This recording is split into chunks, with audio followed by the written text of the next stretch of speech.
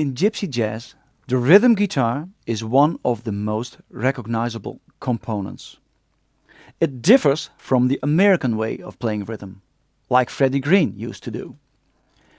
To form a gypsy jazz group, whether a duo, trio, quartet or even a quintet, the rhythm section is one of the most important things. Being a guitar soloist, you will be recognized as a gypsy jazz player by playing on a certain guitar, in a certain style, with gypsy jazz licks, with a certain technique, and so forth. Or at least your playing is recognized as influenced by this all. But the sound of a complete gypsy jazz group totally depends on the rhythm section. A very special characteristic of a gypsy jazz group is that there is no drummer.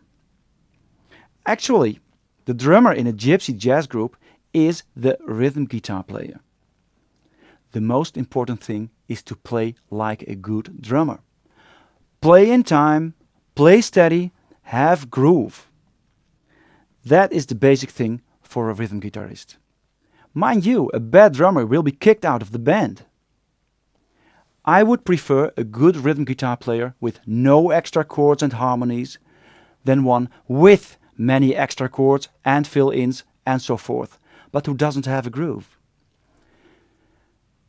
An important thing is to realize that there are quite a lot of different ways of playing rhythm. Through the years, things change, and the more guitar players play rhythm, the more different ways of playing rhythm will develop. And all of them, they can be good. But there are certain rules, or better, common practices that should be applied. In this clip, I will illustrate those characteristics for rhythm guitar. It is useful to begin with just medium swing. If you master that basic thing, it will be easier to slow that down to ballad tempo or speed it up to fast swing. 1, 2, 1, 2, 3, 4.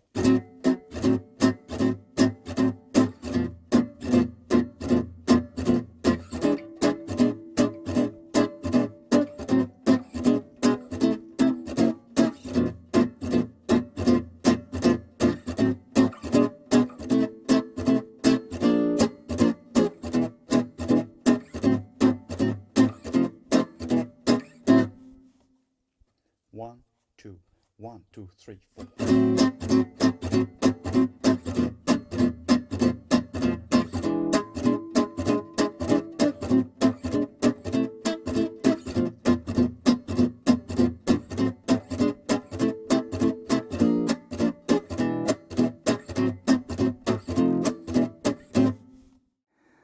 Here it is again, slower.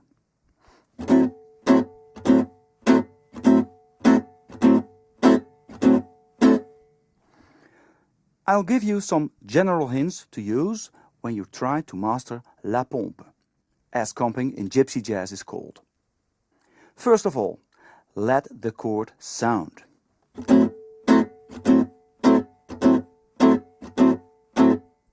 Don't make the sounding of the chord too short, otherwise it will sound too dry.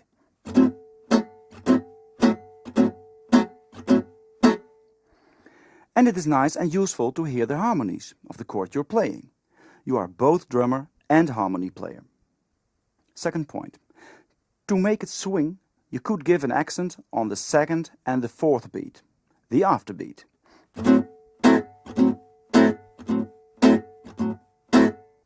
But don't make it too strong. There's danger that the steadiness will suffer. In your enthusiasm to exaggerate that afterbeat, one often tends to play the second and the fourth beat too early.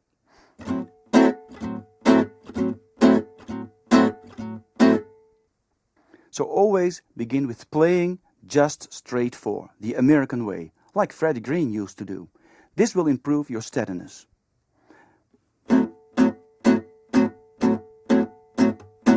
And after that you add a slight accent on the afterbeat.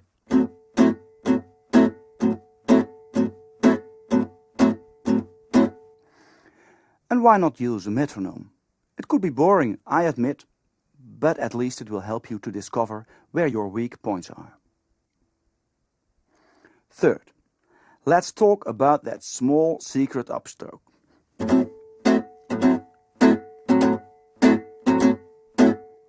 The little upstroke before you go down.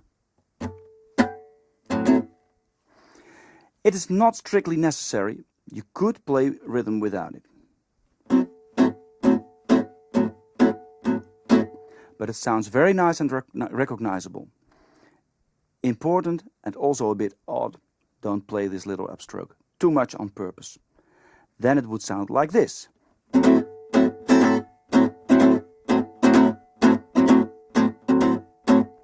It should sound like a nice little extra attack that makes it swing and is played by chance. Compare it with a drummer that lets his drumstick bounce on his cymbal. And when something bounces, it is not an attack made on purpose. Fourth point. Think of lashing a whip. Try to make the main movement of this lash with your wrist.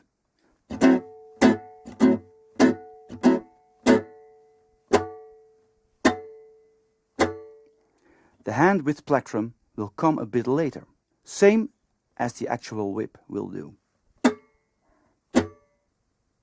And the attack must be loose.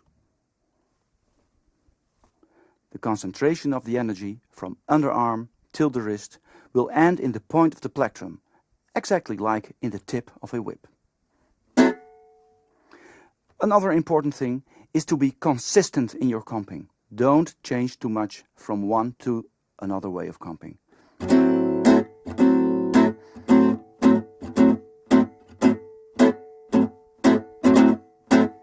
Be consistent.